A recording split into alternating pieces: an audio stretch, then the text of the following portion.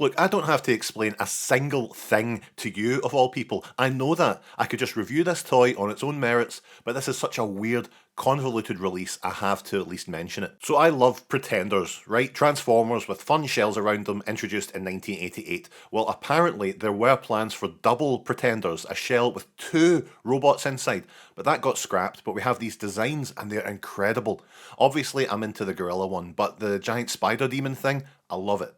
Around 25 years later, Convention BotCon gave us a little taste of what we could have got with this lad, now named Oilmaster, using redecos of Generations Swerve and Flanker inside a newly sculpted shell. Now, of course, I still really want this one, folks, but 2 years later, they released a repainted version as Double Pretender Optimus Prime. And when I saw this on eBay, I grabbed it quicker than a snake sinking its fangs into your damned thigh. Right now, watch out! He comes with two guns, but I'll be strangled if I can find them. But look, you don't need guns to have a good time. I've got a big bag of guns here. Am I having a better time? Absolutely not.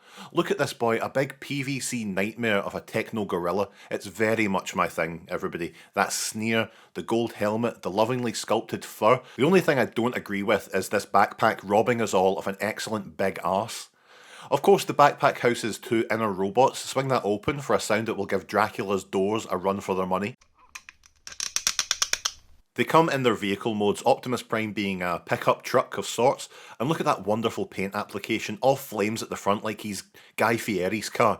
It doesn't scream Optimus Prime to me, even if the Movieverse version had flames, it just doesn't work for me, and plus it's tiny. Transformation's really quick and simple, swing the legs and arms out and the canopy snaps over Optimus's head.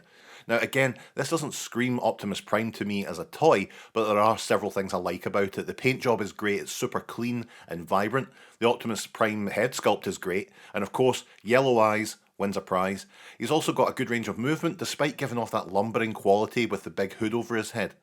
He can't turn that head from side to side, but he can bob it back and forward, the ultimate yes man.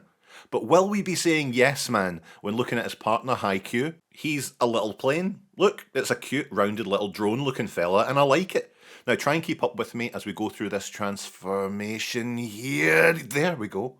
Now you might not like that, but that's hardly worth me caring about, is it? I very much like the paint on this. It really does a good job of looking like Haikyuu, instantly recognisable, even if articulation is limited to just his arms. The cool thing here is that you can extend Haikyuu out into this odd looking Gatling gun type gun for Optimus.